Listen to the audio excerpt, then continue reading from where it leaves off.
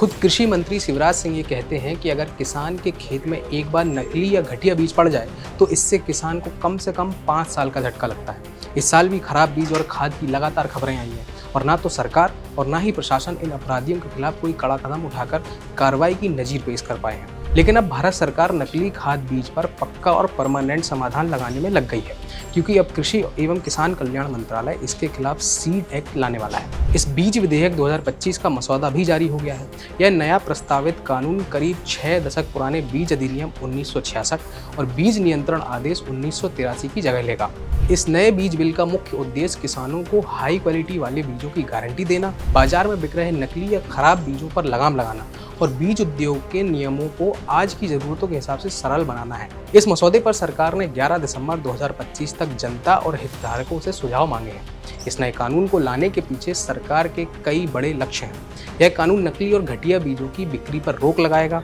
साथ ही इसका मकसद बीज आयात को उदार बनाना और किसानों के अधिकारों की रक्षा करना भी है। तो चलिए समझ लेते हैं कि इस बीज बिल में आपके यानी किसान के लिए क्या है। इस विधेयक में स्पष्ट किया गया है कि आपके यानी किसानों के अधिकार सुरक्षित रहेंगे। इस कानून के तहत किसान अपनी उपज से प्राप्त बीजों को उगा सकते हैं, उसे फिर से बो सकते हैं, जमा कर सकते हैं, इस्तेमाल कर सकते हैं, आपस में बदल सकते हैं या बेच भी सकते हैं। हालांकि इसमें एक जरूरी शर्त यह है कि किसान अपने बीजों को किसी ब्रांड के नाम के तहत नहीं बेच सकते। अगर वे ब्रांडेड बीज बेचते हैं तो उन पर यह कानून लागू होगा। साथ ही इस कानून में किसान की परिभाषा में उन कंपनियों या व्यापारियों को शामिल नहीं किया गया है जो व्यावसायिक रूप में बीजों की खरीद बिक्री करते हैं।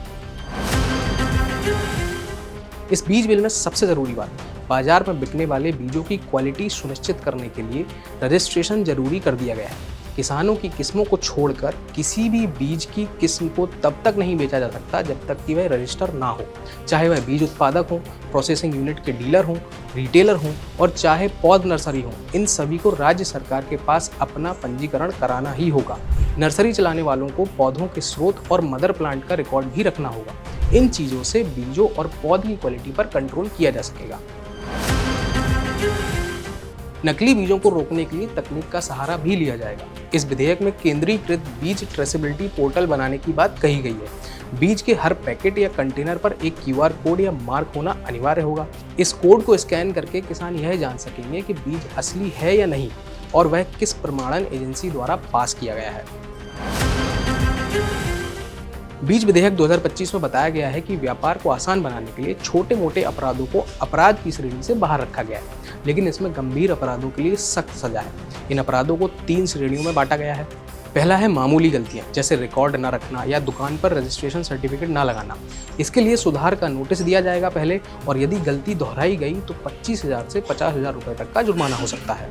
दूसरा है छोटे अपराध, जैसे सब स्टैंडर्ड बीज बेचना या तय कीमत से ज़्यादा दाम वसूलना। इसके लिए 1 लाख रुपए तक का जुर्माना हो सकता है। गंभीर अपराध की श्रेणी में आते हैं जैसे नकली बीज बेचना या बिना रजिस्ट्रेशन के कारोबार करना। इसके लिए 10 लाख से 30 लाख रुपए तक का जुर्माना होगा और 3 साल तक की जेल भी हो सकती है। जो किसान अपनी खुद की पैदावार से बीज बेचते या बदलते हैं उन पर ये दंड लागू नहीं होंगे। इसके अलावा अगर कोई बीज निर्माता या डीलर गलत जानकारी देकर बीज बेचता है और वह बीज फसल के लिए खराब साबित होता है तो उनका रजिस्ट्रेशन रद्द किया जा सकता है।